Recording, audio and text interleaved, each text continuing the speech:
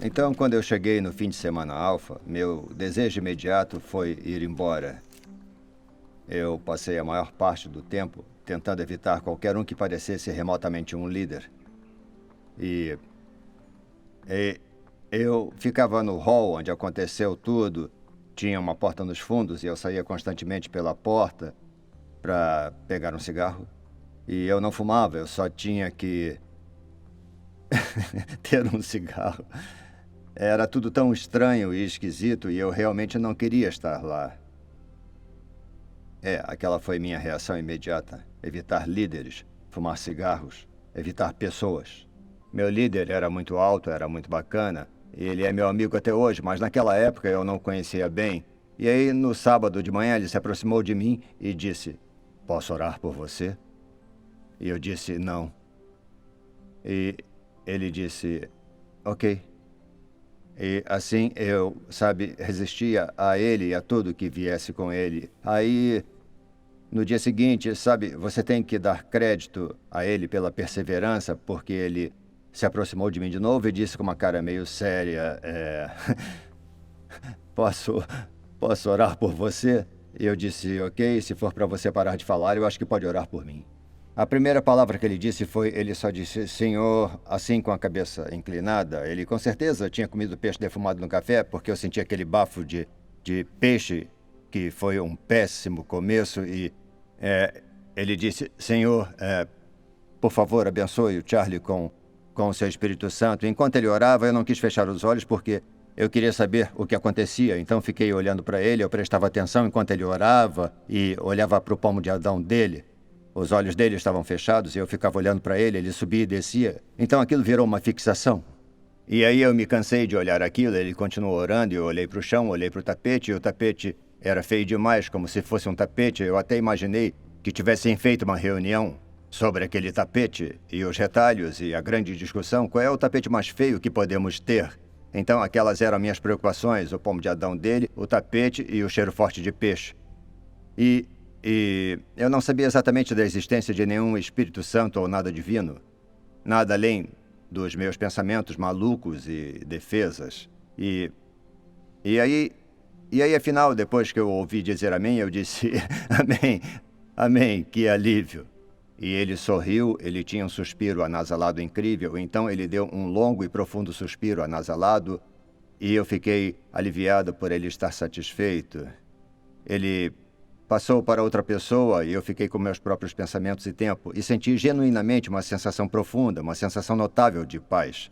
Agora, se foi por isso ou se foi por eu ter sentido alívio por nada estranho ter acontecido, talvez Deus tenha me dado paz, mas eu genuinamente senti paz de tal forma que eu fui me sentar num canto e dobrei os braços e meio que observei o resto da sessão com um sorriso largo na cara. E essa foi minha primeira experiência, essencialmente. Ela foi cheia de experiências estranhas, mas, no fim das contas, foi de paz.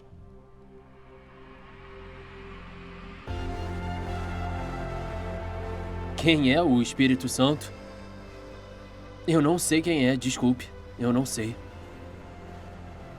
Espírito Santo. Isso é difícil, hein?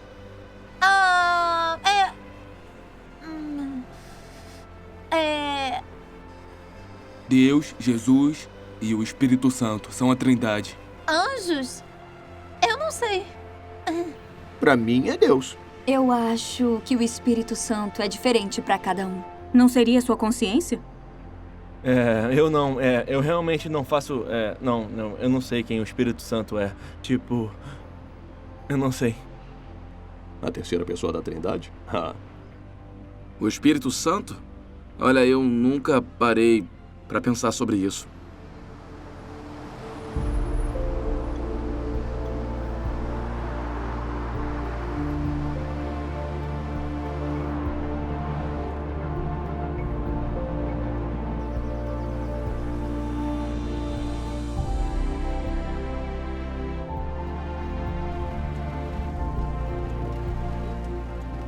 Apesar de tudo que a tecnologia nos trouxe, não há nada como a natureza.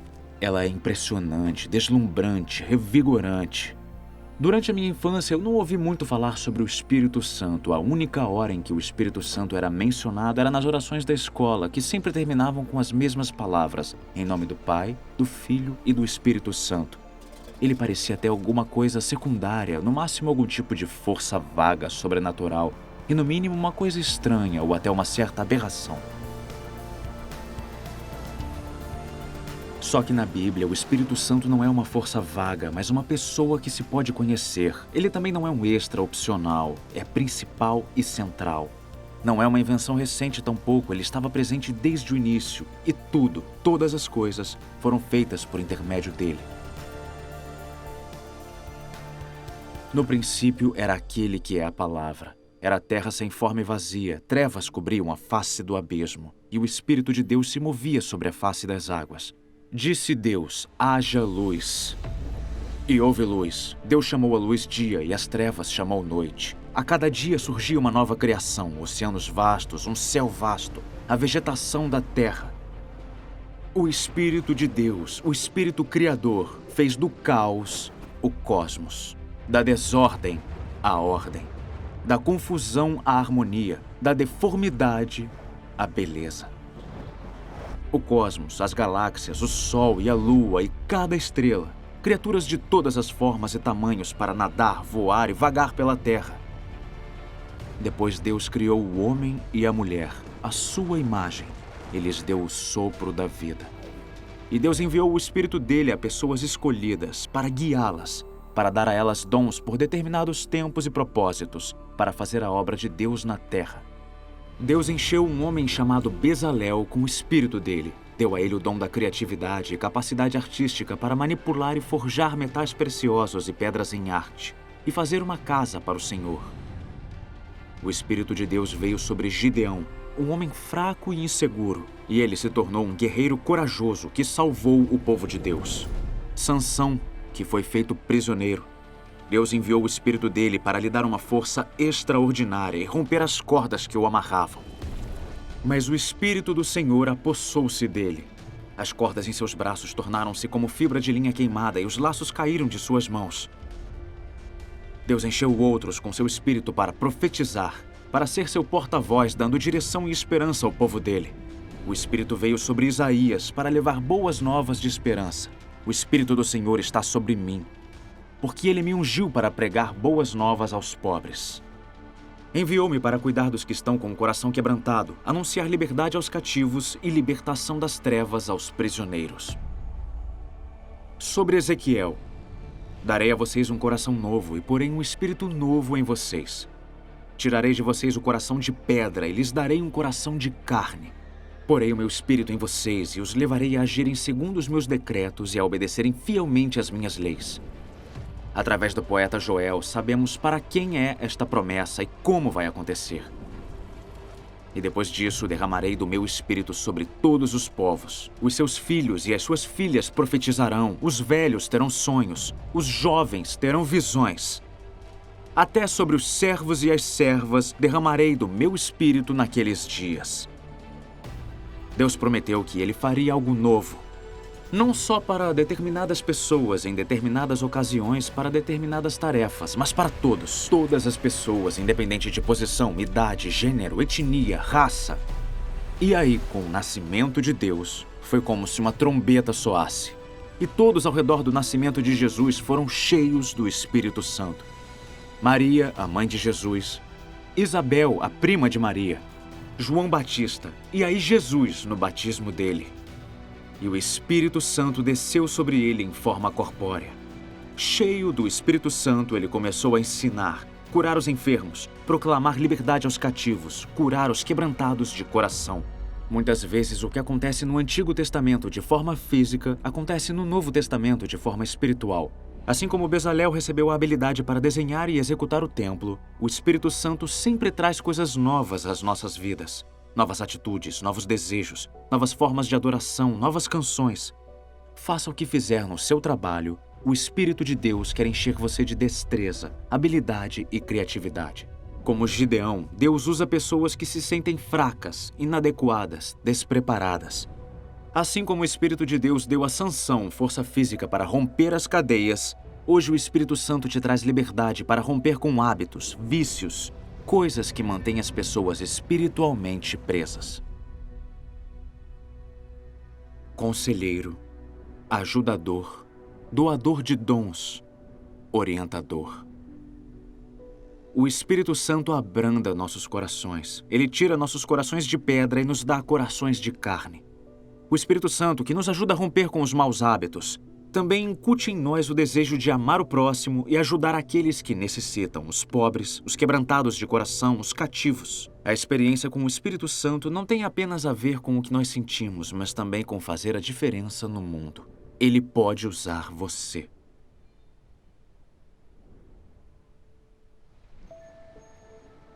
Aos 21 anos, Jack Pullinger embarcou no navio mais barato que conseguiu, com o maior número de escalas, e orou para saber onde desembarcar. Ela chegou em Hong Kong em 1966, onde a Revolução Cultural começava na China e uma onda de refugiados estava prestes a cruzar as fronteiras com Hong Kong. Um número cada vez maior de pessoas chegava a um lugar chamado Walled City, uma pequena área densamente povoada e sem leis. Jack Pullinger passou quase meio século vivendo lá, trabalhando com prostitutas, viciados em heroína e integrantes de gangues. Numa pregação que fez de volta à Inglaterra, ela começou dizendo: Deus quer que tenhamos corações amolecidos e pés endurecidos. O problema é que muitos de nós temos corações endurecidos e pés amolecidos. Eu acho que um coração amolecido é... Eu não sei como explicar realmente, mas... Provavelmente é preciso pôr o seu ferido em ordem para que ele se torne amolecido. E aí que... Você começa a perceber que o Filho de Deus teria morrido por você, mesmo que fosse a única pessoa. Os pés endurecidos servem para ir amá-los, para perseverar.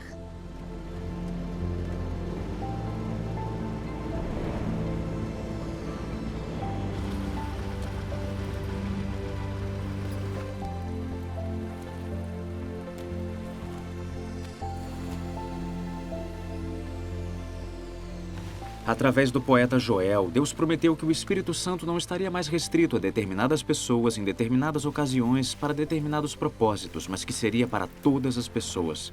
Esta promessa não se realizou durante muitos e muitos anos. Mas com o nascimento de Jesus, vemos um aumento notável na atividade do Espírito. Todos ao redor do nascimento de Jesus foram cheios do Espírito Santo. A Maria, mãe de Jesus, um anjo disse: O Espírito Santo virá sobre você, e o poder do Altíssimo a cobrirá com a sua sombra. Assim aquele que há de nascer será chamado Santo, Filho de Deus. E teve a prima de Maria, Isabel, mãe de João Batista. Quando Isabel ouviu a saudação de Maria, o bebê agitou-se em seu ventre, e Isabel ficou cheia do Espírito Santo. João Batista foi a primeira pessoa a fazer a ligação entre o Espírito Santo e Jesus.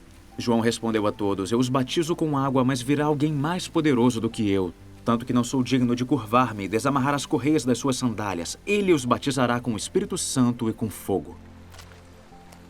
O significado original da palavra batizar era inundar, imergir, submergir, banhar. E é isso que o Espírito Santo quer fazer. Ele quer nos banhar, nos encher. Às vezes eu me sinto como uma esponja seca. Uma daquelas esponjas que, quando estão bem secas e mesmo quando você a põe na água, no início ela não absorve nenhuma água porque está muito dura e áspera por fora.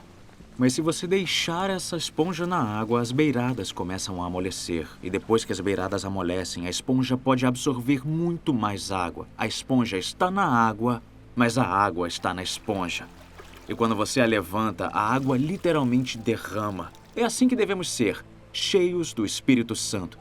O próprio Jesus foi completamente cheio do Espírito Santo. Quando ele foi batizado por João no Rio Jordão, imediatamente o Espírito Santo desceu sobre ele em forma corpórea, como uma pomba.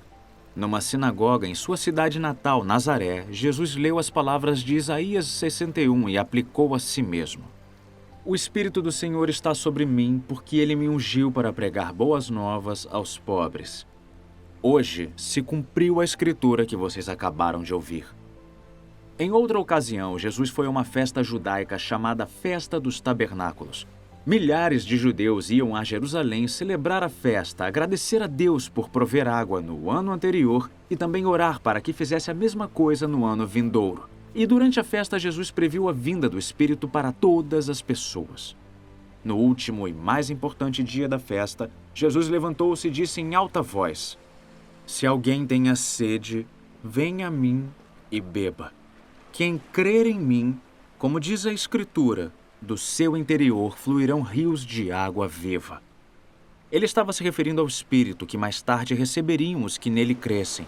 Até então, o Espírito ainda não tinha sido dado, pois Jesus ainda não fora glorificado. Jesus ser glorificado representava ser crucificado e depois voltar à vida. Ele estava dizendo que as promessas de Jeremias e Ezequiel e outros não seriam cumpridas em um lugar, mas em uma pessoa, nele mesmo. Depois de sua morte e ressurreição, enquanto comia com os discípulos, Jesus disse a eles: "Não saiam de Jerusalém, mas esperem pela promessa de meu Pai, da qual lhes falei. Pois João batizou com água, mas dentro de poucos dias vocês serão batizados com o Espírito Santo. Mas receberão poder quando o Espírito Santo descer sobre vocês e serão minhas testemunhas em Jerusalém, em toda a Judéia e Samaria e até nos confins da terra."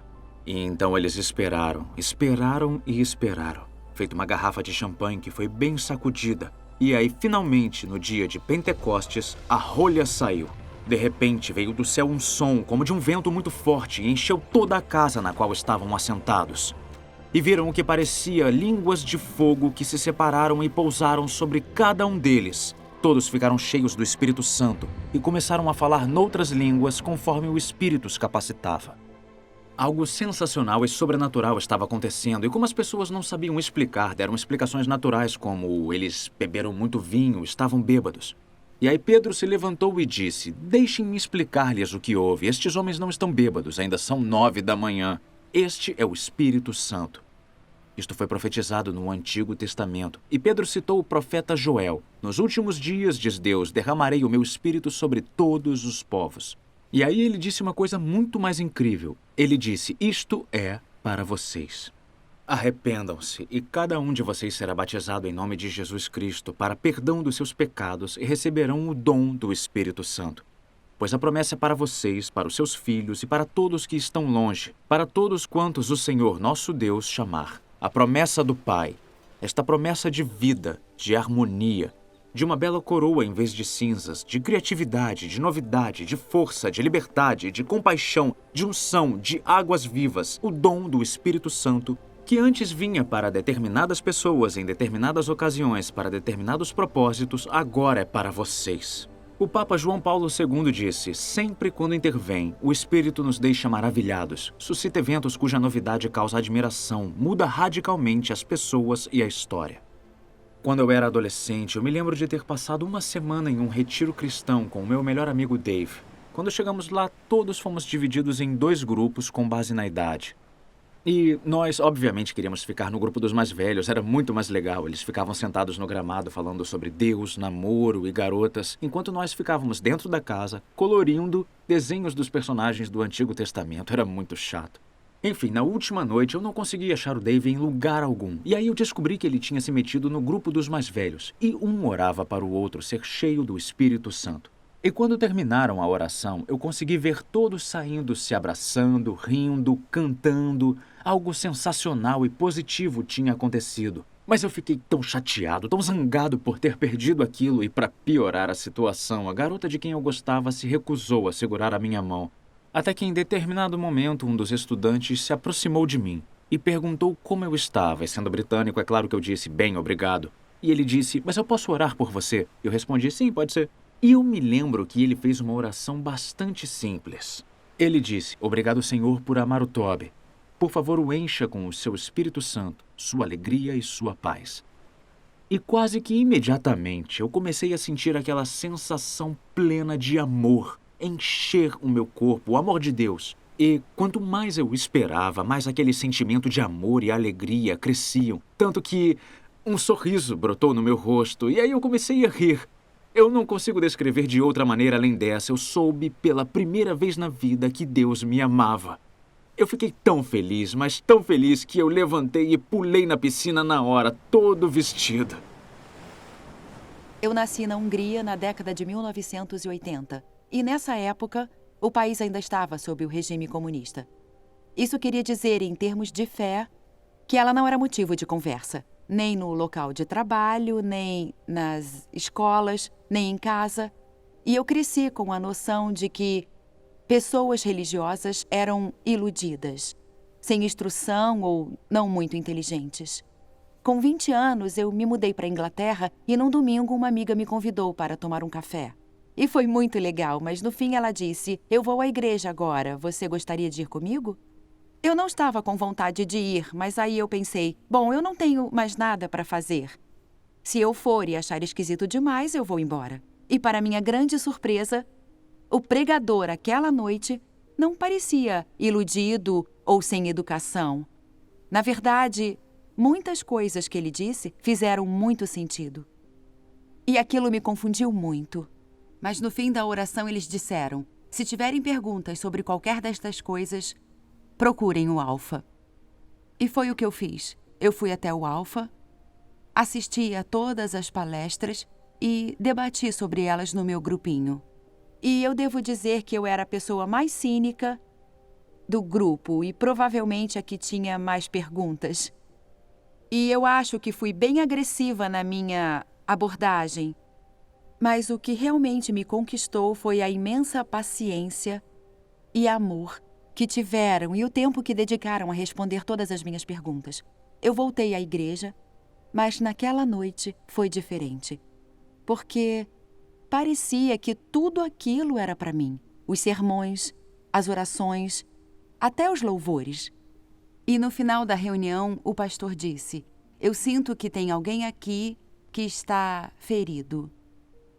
E eu soube naquela hora que era para mim. Porque eu vinha me sentindo ferida há muito tempo. E eu não tive outra saída a não ser ir até a frente. E aí ele disse: "Olá, você poderia repetir esta oração no seu coração?" E aí eu pensei comigo: tudo bem, por que não? Então eu fechei os olhos e disse: "Jesus, se você é real, entre na minha vida."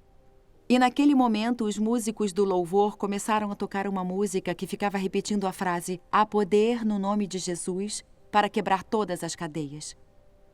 E uma enorme onda de emoção tomou conta de mim e eu senti um enorme conforto em meu coração, como se ele estivesse sendo curado.